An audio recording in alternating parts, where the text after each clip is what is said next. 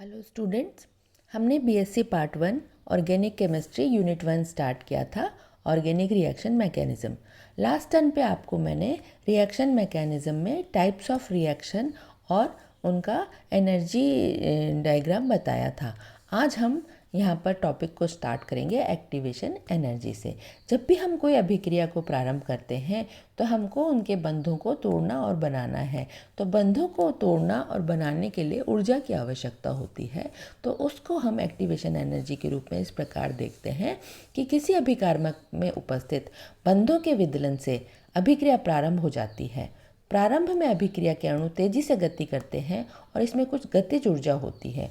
जब ये अभिकारक अणु एक दूसरे के पास आकर उचित रूप से अभिविन्यासित हो जाते हैं तथा टकराते हैं तो अभिक्रिया होती है। इस प्रकार की टक्करों से अणुओं की गतिज ऊर्जा निकाय में की स्थितिज ऊर्जा में परिवर्तित हो जाती है। इस प्रकार किसी अभिक्रिया को प्रारंभ करने के लिए आवश्यक ऊर्जा अभिकारकों के टक्कर से प्राप्त होती है। केवल इन्हीं अणुओं के बीच होने वाली टक्करें अभिक्रिया प्रारंभ कर सकती हैं जिनकी निश्चित न्यूनतम ऊर्जा हो। इस प्रकार न्यूनतम मात्रा में स्थितिज ऊर्जा जो अभिकारकों के बीच टक्कर से अभिक्रिया होने के लिए प्राप्त होती है सक्रियण ऊर्जा कहलाती है। ऊष्माक्षेपी अभिक्रिया के लिए अभिक्रिया के बीच टक्कर होने से आवश्यक प्रारंभिक ऊर्जा प्राप्त होती है, अतः अभिक्रिया स्वतः स्पॉन्टेनियस हो जाती है। जबकि ऊष्माशोषी अभिक्रियाओं के लिए अणुओं को बाहरी स्रोत से सक्रियत किया जाता है। ऊष्माक्षेपी अभिक्रियाओं के लिए निकाय की वास्तविक रूप से उत्पादों की अपेक्षा अधिक स्थिति ऊर्जा होती है तथा यह अतिरिक्त ऊर्जा ऊष्मा के रूप में मुक्त होती है। ऊष्माशोषी अभिक्रिया के लिए निकाय की स्थितिज ऊर्जा उत्पादों से कम होती है, अतः निकाय सराउंडिंग से ऊष्मा अवशोषित करता है। तो इस प्रकार हमने देखा कि एक्टिवेशन एनर्जी क्या है। वह न्यूनतम ऊर्जा की मात्रा जो अभिकारकों के बीच टक्कर से प्राप्त होती है सक्रियण ऊर्जा कहलाती है। नेक्स्ट टॉपिक है हमारा ट्रांजिशन स्टेट। अभिकारक सी व ए बी के बीच अभिक्रिया के दौरान सी ए और बी के पास बी के विपरीत दिशा में इस तरह से लगता है जिससे एक ऐसी अवस्था प्राप्त होती है कि सी व बी एक के बराबर दूरी पर ढीले बंध से बंधा होता है। इस तरह की अवस्था को हम ट्रांजिशन अवस्था कहते हैं। संक्रमण अवस्था एक वास्तविक अणु नहीं होता, इसमें उपस्थित बंध आंशिक होते हैं। इस प्रावस्था में निकाय की ऊर्जा सर्वाधिक होने से यह अस्थायी होता है, अतः निकाय के संक्रमण अवस्था में परमाणु या समूहों का अत्यंत अस्थायी व्यवस्थीकरण होता है जिससे द्वारा अभिक्रिया निकाय उत्पाद में परिवर्तित होती है। अर्थात संक्रमण अवस्था का आयुकाल कम हो जाता है और विघटित होकर ये उत्पाद में बदलते हैं। तो ये इस तरह से हमको एनर्जी की आवश्यकता होती है किसी भी अभिक्रिया को प्रारंभ करने के लिए और ट्रांजिशन स्टेट में अणु प्राप्त होता है जिससे कि वो अभिक्रिया को शुरू करता है। अब हम यहाँ देखेंगे कि अभिक्रिया में जब हम बॉन्ड को तोड़ते हैं तो मध्यवर्ती बनता है। तो मध्यवर्ती क्या है और मध्यवर्ती कितने प्रकार के होते हैं? इनको हम रिएक्टिव इंटरमीडिएट कहते हैं। किसी कार्बनिक अभिक्रिया के बनने की संक्रमण अवस्था एक काल्पनिक अणु के रूप में प्राप्त होता है, जबकि अभिक्रिया में बनने वाला मध्यवर्ती एक स्थायी प्रजाति होता है। ये उचित दशाओं में विलगित होता है। एक अभिक्रिया जो मध्यवर्ती के द्वारा संपन्न होती है, दो ऊर्जा रोधिकाएं उसमें उपस्थित होती हैं। विभिन्न कार्बनिक अभिक्रियाओं में बनने वाले विभिन्न मध्यवर्ती निम्न हैं। पहला है कार्बोनियम आयन। ऐसे कार्बनिक आयन जिसमें धन आवेश होता है, कार्बन परमाणु पर उपस्थित होता है, कार्बोनियम आयन या कार्बोकैटायन कहलाते हैं। यह सहसंयोजक बंध के विषमाक्ष विखंडन से हमको प्राप्त होता है। यहाँ जेड विद्युत ऋणता कार्बन से अधिक होती है। कार्बोनियम आयन में धनात्मक आवेशित sp2 संकरित कार्बन होता है। 3 सिग्मा बंध होते हैं। एक पी कक्षक सिग्मा बंध के ऊपर नीचे तल पर स्थित होता है। इस खाली पी कक्षक की उपस्थिति के कारण कार्बन इलेक्ट्रॉन न्यून होता है और इसकी ज्यामिति त्रिकोणीय समतलीय होती है और बॉन्ड एंगल 120 डिग्री का होता है। कार्बोकैटायन जो हमने यहाँ पर देखा ये 3 प्रकार का है, प्राथमिक, द्वितीयक और तृतीयक कार्बोकैटायन होता है। ये प्राथमिक कार्बोकैटायन जिसमें कार्बन पे धनावेश उस कार्बन पे लगा है जो एक कार्बन से जुड़ा है, ये द्वितीयक कार्बोकैटायन जिस पे धनावेश उस कार्बन से लगा है जो दो कार्बन से जुड़ा है, ये तृतीयक कार्बोकैटायन जिस पे धनावेश उस कार्बन से लगा है जो तीन कार्बन से जुड़ा हुआ है। तो इस प्रकार से प्राथमिक, द्वितीयक और तृतीयक प्रकार के कार्बोकैटायन होते हैं। इनका जो नोमेनक्लेचर है, कार्बोनियम आयन के नामकरण की दो प्रकार की मुख्य पद्धतियां हैं। एक में तो आयन के प्रीफिक्स लगाकर पैतृक नाम लिखा जाता है, methyl carbonium ion, diethyl carbonium ion, और दूसरी पद्धति में पैतृक समूह का नाम लिखकर बाद में धनायन जोड़ देते हैं, जैसे इथाइल धनायन, आइसोप्रोपाइल धनायन। तो ये दो पद्धतियां हैं इनके नामकरण की। इसके बाद हमको कार्बोकैटायन बनाने की विधियां, methods of preparation. First method है इसका प्रिपरेशन का डायरेक्ट आयोनाइजेशन से। यहाँ पर हम देखते हैं कि तृतीयक ब्यूटिल क्लोराइड का डायरेक्ट आयोनाइजेशन होकर कार्बोनियम आयन और क्लोराइड आयन हमको बनता है। तो दूसरी विधि है एल्काइल के प्रोटोनीकरण से, प्रोटोनीकरण कर दें तो भी हमको कार्बोनियम आयन बनता है। फिर है अल्कोहल के प्रोटोनीकरण से, अल्कोहल के प्रोटोनीकरण से ये H2O निकल कर ये हमको कार्बोनियम आयन बनता है। फिर है डाइएजोनियम साल्ट जो होते हैं उनके अपघटन से, तो डाइएजोनियम साल्ट का अपघटन से निकल गया और ये हमको कार्बोकैटायन कार्बोनियम आयन मिलता है। तो इस प्रकार हम कार्बोनियम आयन की प्रिपरेशन करते हैं। इसके बाद है कार्बोनियम आयन का स्थायित्व।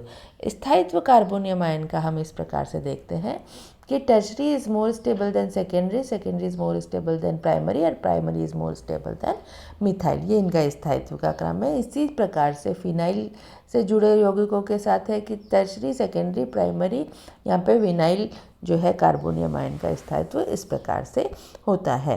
कार्बोनियम आयन के स्थायित्व को कौन से कारक प्रभावित करते हैं? कार्बोनियम आयन के स्थायित्व को प्रभावित करने के लिए क्या होता है, जैसे अगर किसी कार्बोनियम आयन पर G इलेक्ट्रॉन न्यून समूह लगा हो तो इस तरह की स्थितियाँ उत्पन्न होती है। यदि इलेक्ट्रॉन प्रतिकर्षी समूह लगा हुआ हो तो वो आवेश को विस्थानीकृत होकर स्थायित्व को बढ़ा देता है। लेकिन यदि इलेक्ट्रॉन आकर्षक समूह लगा हुआ है तो वो धन आवेश में वृद्धि करता है और स्थायित्व को घटा देता है। इस प्रकार जो ये विस्थानीकृत है कि कौन सा स्थायित्व अधिक होगा उसको हम निम्न दो कारकों से समझ सकते हैं। पहला है अतिसंयुग्मन, हाइपर कंजुगेशन। यदि किसी एल्काइल कार्बोनियम आयन के स्थायित्व को स्पष्ट करना है तो स्थायित्व का क्रम है तृतीयक, द्वितीयक, प्राथमिक और मिथाइल कार्बोनियम आयन। जैसे जैसे अल्काइल कार्बोनियम आयन से जुड़े हाइड्रोजन परमाणु की संख्या में वृद्धि होती जाती है, इसके स्थायित्व में वृद्धि होती जाती है। तो यहाँ पर हम देखते हैं कि टर्शरी कार्बोनियम आयन में 9 हाइड्रोजन जुड़े हैं, सेकेंडरी में 6 हाइड्रोजन जुड़े हैं, प्राइमरी में 3 हाइड्रोजन जुड़े हैं। तो ये हाइड्रोजन की संख्या में जो वृद्धि होती है नीचे से ऊपर हम देखते हैं ये स्थायित्व में बढ़ती है। तो प्राइमरी सबसे कम स्थायी, सेकेंडरी सबसे ज़्यादा स्थायी और टर्शरी सबसे अधिक स्थायी कार्बोनियम आयन होता है। दूसरा स्थायित्व को समझने का जो है कारण एक रिजोनेंस है। इस कारक की सहायता से कार्बोनियम आयन के स्थायित्व को हम इस तरह से समझते हैं कि जितनी अधिक अनुनादी संरचनाएं बनती हैं किसी भी संरचना की, उतना ही अधिक उसका स्थायित्व होता है। तो ये बेंजील कार्बोनियम आयन की अनुनादी संरचनाएं हैं। तो ये बेंजील कार्बोनियम आयन में ये धनावेश यहाँ यहाँ यहाँ यहाँ पूरी रिंग पर रोटेट करके इस तरह की अनुनादी संरचनाएं बनाता है। अतः कार्बोनियम का आयन के स्थायित्व को ये हाइपर कंजुगेशन और रिजोनेंस दो टर्म्स समझाती हैं। कार्बोनियम आयन जो स्थायी होते हैं उन्हें स्थायित्व के आधार पर दो वर्गों में विभाजित किया गया है। पहले वे कार्बोनियम आयन जो अल्पजीवी होते हैं और दूसरे वे कार्बोनियम आयन जो स्थायित्व होते हैं। अल्पजीवी कार्बोनियम आयन रासायनिक अभिक्रियाओं में अस्थायी मध्यवर्ती के रूप में रहते हैं, बहुत सक्रिय होते हैं, तुरंत अपना इलेक्ट्रॉन युग्म दे देते हैं। और स्थायी कार्बोनियम आयन जो है ये विलगित अणु के रूप में होते हैं और इनकी ट्रायरिल मिथाइल कार्बोनियम आयन जैसे है। तो इसकी संरचना को आप देखें तो ये इस तरह से बहुत ही स्थायी होता है, क्योंकि इसमें जो ये धन आवेश है ये 3 बेंजीन रिंग है। तो यहाँ पर आपको कई जगह मिलती हैं बेंजीन रिंग पे, जिस पे कि ये घूमकर आता है और अपने स्थायित्व को दर्शाता है। तो स्थायित्व का क्रम जो है हम देखते हैं, tropylium ion, triphenyl methyl carbonium ion, benzyl carbonium ion, cyclopropyl ion. तो यहाँ पर सबसे अधिक स्थायी ट्रोपिलियम आयन है और स्थायित्व का क्रम इस प्रकार से है।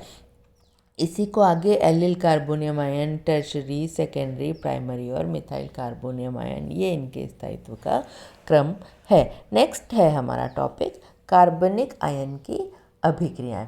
तो कार्बोनियम आयन जो है वो मुख्य रूप से कौन सी अभिक्रियाएं देता है? नाभिक स्नेही अभिक्रिया देता है। आर पर नाभिक स्नेही इस तरह से जुड़कर अभिक्रिया देता है। हाइड्रोजन आयन का विलोपन अभिक्रिया देता है।